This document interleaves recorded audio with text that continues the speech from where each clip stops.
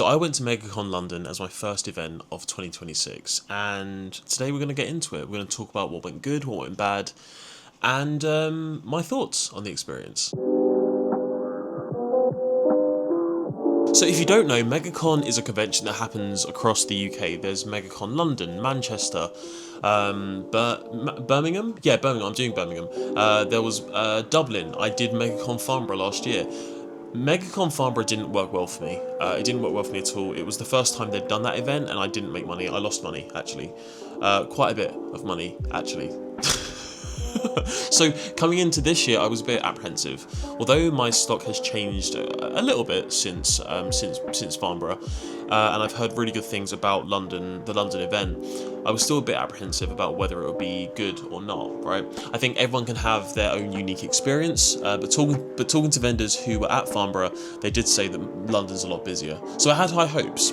So I was really excited to vend at Megacon London because it takes place at the Excel Centre, and this makes me sound really old, but my prime time of going to conventions was 2008 to about 2012 or 13. So pretty much when I finished my A-levels, and then when I finished uni, that's when I sort of dropped off. And didn't really go anymore. It was kind of sad. I don't know why I stopped. So I was excited to go to Megacon and just experience a convention at the Excel Centre. So originally I was going to release 2 videos about Megacon. I was going to release one that was the preparation, so like making stock, doing all the cute whimsical bullshit, changing my display, all that stuff, and then I was going to do a video of me at the event. However, that didn't go to plan because I had like a work event the week of Megacon, so I had to finish all my prep 3 days early. There's no video of the cute whimsical, here's what I'm doing, wow. But there was a lot of new stuff that I'd created for this event. So I was a part of 2 different stamp rallies at Megacon. And if you don't know, a stamp rally is kind of where a bunch of different artists, they sort of join up and they all create some art on a theme, right? So it could be something really broad, like one of the ones I was in was Cozy Critters, or it could be something really niche, like the other one was Cult of the Lamb. And the way it works is people who are at the event, they can get a little stamp rally card and then they can visit all the stalls, and if they purchase something or if they purchase a certain amount of something, they get a stamp, and when they fill out their card they get a little prize pack, and the prize packs can vary. The Cozy Critter one was a little sticker pack, and the Cult of the Lamb one had a whole variety of stuff. There were stickers, there was like pins, lanyards, a whole host of stuff, all themed around Cult of the Lamb. So going into this event, I had created a whole new range of Cult of the Lamb stuff. Actually, let me grab the board. So this is my Cult of the Lamb board, and apologies if it gets rattly. So there were some individual stickers at the bottom, there were some badges, some acrylic keychains, and then this lanyard which has like the lamb and a bunch of different followers going down it. So these were my new Cult of the Lamb things. There was a couple of new prints as well that were Cult of the Lamb themed. So I was super excited going in that if people came to me for the Cozy Critter stamp rally, I already had stuff that applied to those people, and if people came for me on the Cult of the Lamb stamp rally, there was stuff there that appealed directly to them, right? So I was happy about that. I think stamp rallies are great. I think stamp rallies are really great, and it's a great way to like work with other artists to sort of from like a social point of view. It's really great. As well as getting people to your stand who may not necessarily have gone there, right? You have a little map that takes you from sort of table to table, so you can sort of like, if you're in a weird part of the venue, people are actively trying to find you because of the stamp rally, which is great. It takes some of the pressure off of finding the perfect table location, which can make or break your time at an event. Now, when I got to the Excel Centre to set up, I found my table and started setting up my little grid cubes. I'd worked really hard actually on a brand new display. I had these boards which are A3 boards which sit kind of like diagonal on the on my stand. The back hooks onto the grid cubes, and this then is facing up at people. And I found that some things that often get ignored on my table got highlighted because they're facing straight up at someone, namely my enamel pins. The enamel pins that I have don't often get a lot of attention at events, but at this one they did, which was quite nice. I also created badges for the first time on a whim. It was 2 weeks before Megacon, and I bought a badge maker. It can make badges in different sizes, and I got to work making a series of badges. I made 12 badges for Megacon. In hindsight, I might have done too much for this event, but I've heard from people that badges do quite well at events. Badges and stickers are good, like low price point items. And can I be honest? making badges is a lot of fun. Pulling the lever and playing like factory is actually quite fun. So on the first day, on the Saturday, I get to the Excel Centre and I'm really anxious. I'll be honest, I'm really anxious because I put a lot of pressure on myself to do well. I kind of like have high expectations of myself, and it's really awkward for me to not do well.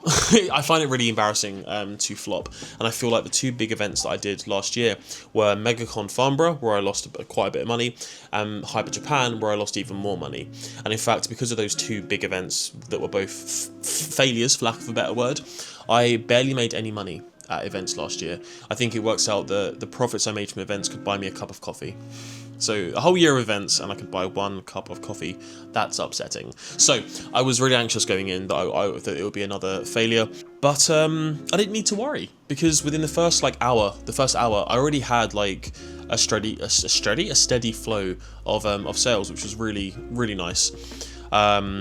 People, let me say this actually, people were so nice. I spoke to a lot of people throughout the weekend, and the attendees were so chill.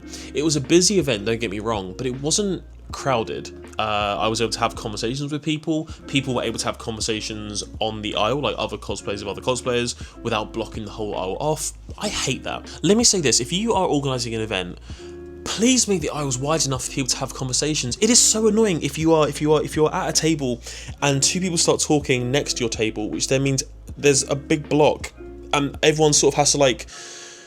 It's so annoying. It's so annoying. But Megacon's aisles were good. So in terms of the attendees, there were a lot of cosplays that I didn't recognise, and it was sort of a realisation to me that I haven't engaged in a lot of fandom spaces for quite a while. See, I was a big fan with my prime like con days being 2008 to 14. I was a big fan of like Bleach, Death Note, Full Metal Alchemist, like those sorts of animes. But obviously the world moves on, so when I was talking to people and sort of about their cosplays and sort of asked them how they did certain bits and, you know, who is your character, like what are they from, a few different franchises came up that I've now started to consume. Hazbin Hotel, fucking love Hazbin Hotel. It's really good. It's really good. It is a bit concerning seeing kids cosplay Hazbin Hotel people, because yikes. Another one I kept seeing was The Amazing Digital Circus, and I watched, there's only 7 episodes, so I watched all that within 24 hours, and I love that as well. It's very Don't Hug Me, I'm Scared coded. And then on the podcast side of things, the Magnus Archives, I started listening to that. That's weird. I like it, but it's weird. There's an episode, spoilers, it's like 6 years old now, there's an episode where a man has a one-night stand and she turns into worms. I'm just going to let that sit. My point being is that all the attendees there were obviously cosplaying stuff they were really passionate about, and for the most part seemed really open to talk to me about their cosplay and the fandom and sort of sell me the shows, which was great. So I now have 3 new sort of franchises to me, new to me franchises that I can dive into, and I've already started creating stuff for the Amazing Digital Circus. I've already got a sticker design and a couple of badges that I'm really excited to debut next month at LFCC. So sticker sheet wise, we are almost out of this Expedition 33 sheet. We've only got a few of those. Also sold a lot of the Slime Rancher ones that we've got here, Slime Rancher 1 specifically, and then quite a lot of these Pokemon. Sorry, my brain's completely fried today. In terms of the badges, sold a fair few of these, mostly Cult of the Lamb ones at the back. Mostly we've got the Lamb and the Goat badges at the back that were selling quite well. And then a few Pokemon right at the front. I don't know if it's because they're at the front or because it is the original 3 starters, I'm not sure. If we go on down to stickers did quite well. I sold quite a lot of the Mothman Believes in You sticker, as well as this Lickitung one down here. So that's been quite good. And then I'm almost out of the Magikarp Try My Best sticker, so I need to order some more of these. And then coming over to the keychains, I completely sold out of Puddle Slimes. Now, in fairness, I was pushing people to buy that. I was asking them what their favourite slime was and telling them that this is the best one. So there is that. One person did buy one of the Mosaic keyrings, not because she was a fan of the game, but because she just liked the design. So that's a win. And one person said their favourite slime was Vitar Slime, and I said to them that was pretty feral behaviour, which is good. Print-wise, print-wise, prints did quite well. Now this print here, sorry, my lights are off, so it's a bit dim, but this print here always does really well. Always does really well. Every show of it, since I introduced it, it always sells quite a lot. Not only the A4, but the A5 as well did really well. I only sold one of the Derpy prints and one set of Sergeant Boy photo cards. So this will be the last show that I have the photo cards here. I'm going to be getting rid of this and making this more of a like notice board, so I can put things like my convention ribbons and stamp rally information onto one like board rather than have them spread out across my little window. A lot of people came over for these stamp rallies, which is great. I think I don't know what percentage of people came over for the stamp rallies, but it was quite high, which was quite good. But it's been really good. A lot of people also really enjoying my Cult of the Lamb stuff, which has been quite nice. Seeing people like giggle at this sticker here, the You're in a Cult, Call Your Dad sticker, and then also the Reduce, Reuse, Recycle sticker. Someone came over and had seen this on socials, which is always quite nice. It's nice to think that the stuff I'm putting on socials is doing what it's supposed to do. So yeah. So at the end of day one, I went home and I had a really good day, and I went to my Excel spreadsheet because I love an Excel spreadsheet, and I put the figures in. I worked out what my costs were for the event, worked out what my product costs were, and worked out that after day one, I've already made back all my expenses for the weekend. So day two was going to be just a chill day. And I'm so glad I had that. I'm so glad I went into Sunday being like, I don't need to hit any number. Whatever I get is just like a nice little treat. That was a wonderful feeling. One thing I will say in terms of expenses is my expenses are quite low. I'm within like 25-30 minute drive of the Excel Centre. So on the setup day, I'd forgotten half my grid cubes, and I was able to drive back, collect them, go back to the centre, and carry on setting up as if nothing had happened. It was honestly, I'm really fortunate that I'm so close to the Excel. And again, day two was a really chill day. A lot of great conversations with people. Some people that came to my stall that have seen me at a few different events. And can I just say, if you're an attendee and you see an artist for a second time or a third time, or you see them regularly, let them know. Let them know. Honestly, I don't recognise people super well, especially if they're in cosplay. I cannot tell who you are if you're in a completely different cosplay 6 months later. I can't tell. But someone came up and they were like, oh, I saw you at Hyper Japan, and then I saw you again here, or whatever. I love that. I love that so much. So in terms of this weekend, I have started to like tear things down, so apologies. Things that have done really well today, as always, the Mothman Believes in You sticker always does really well, and as have the Pokemon stickers down here. So I need to reprint some of these Magikarps, maybe get a new print of Lickitungs. I was going to get rid of those when they sold out, but I don't think I will now. Badges have actually done really well. They are new for this event, so I'm super glad they've done decent. The Sergeant Boy photo cards didn't do well, I think because the hype for K-pop Demon Hunters is basically over now. But this was always going to be their last outing, so I'm not too mad. I sold one set, that's fine.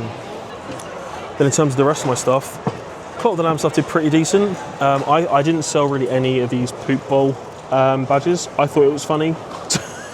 No one else did, that's fine. We move on. And similarly, I only sold like one of these stickers across the weekend, which is a bit sad, but it is what it is. With keyrings, they all did quite well apart from the Derpy, but then I'm not surprised because, like I said, the K-pop Demon Hunters stuff is on the way out anyway, so that's fine.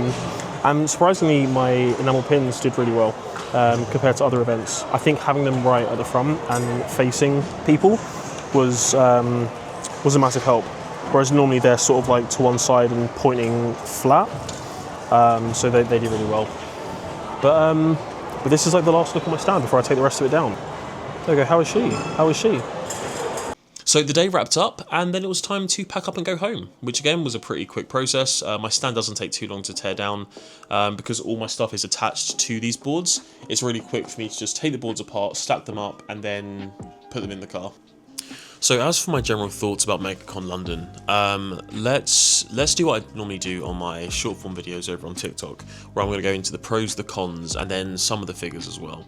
So first of all, the pros, and I've sort of said this throughout, the attendees were wonderful. They were lovely. The attendees there were so nice. I think one of the things that contributed to my anxiety going into this is that when you have a larger event, there's a higher chance of you having like fringe individuals there, more extreme examples of like convention goers.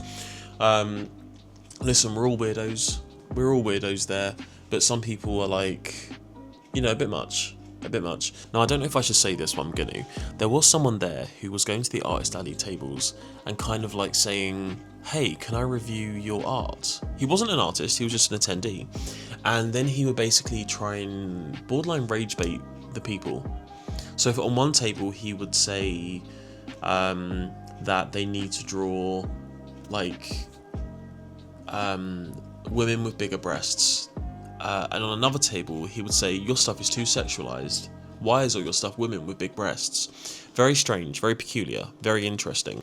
Another huge positive is just the event was really busy. The event was really busy and really well marketed. In the weeks leading up to Megacon London, I saw so many ads targeted to me saying, hey, this is happening, this is happening. So many ads across multiple social platforms. So obviously the marketing budget was big and it paid off because it was a busy event. As for the cons, there really weren't many. The only one I can actually think of is that on the Sunday, a giant set of doors that opens directly next to the creator section that I was in weren't open. They didn't open those doors. They were open on Saturday, they weren't open on Sunday. And as such, I think that kind of contributed to the slow flow of people in our area. So I didn't notice this myself because I didn't leave my table the whole weekend, but a couple times people did come up and say, oh, I didn't realise this part of the event was here, which I thought was strange because the EXO is not a warren of small rooms that are interconnected by corridors. It is one giant space. But then finding out that the doors were closed, I guess that kind of makes sense because a lot of the trader section was full of artists as well. So I understand how attendees may have thought that they were in an artist alley when in reality, a lot of artists just paid more for a bigger space. But other than that, I had a great time. I had a really good time. So I don't have many negatives to really sort of draw from the weekend. So let's get into the actual how did I do conversation. I'm going to treat this the same as I do over on my TikTok, where I will bring up the pie chart here, but I'm not going to go into specific figures. I'm not going to say I made this many pounds, this many. I'm not going to do that.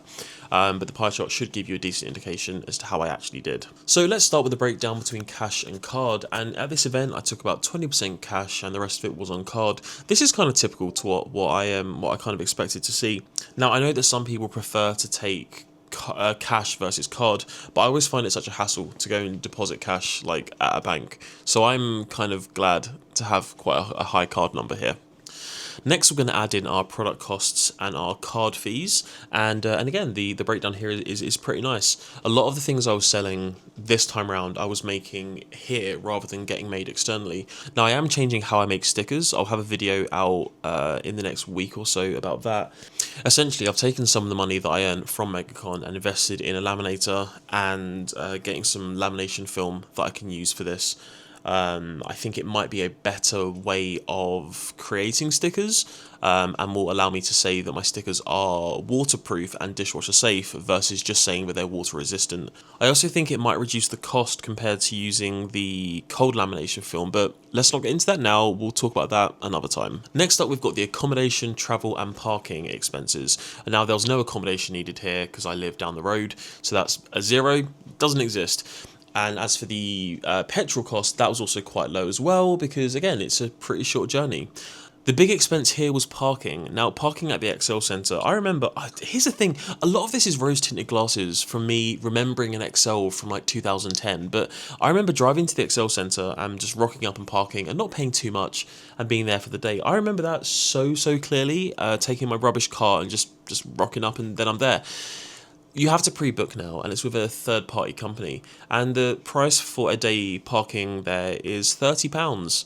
You do get £2.50 off if you pre-book, but that still means that from setup day, Saturday and Sunday, that was £82.50? Is that how money works? £82.50 for the weekend. That is obscene. And finally, we're going to put in our venue cost. Now, it will come as no surprise that a table at Megacon at the XL Centre in London is quite expensive, but even with that, the the chart looks really good. The chart does look really good. Now, I think that a few things contributed to this. I mentioned earlier that stamp rallies played a huge part in driving people to my table, and I'm super grateful that I was able to be a part of a couple of those. That was a huge plus. I also think that my stand got upgraded for this event. I spent some time over December and January creating those diagonal panels, adding lights. I added lights to my stand, so now no matter where I am, I have lights shining on my products, which is great. It makes a huge difference. And then changing my stand so that rather than me standing almost like behind a cube, the cubes end almost level with my face, so I am way more present in my stand than I was before. So I think those things combined meant that people were drawn to my table.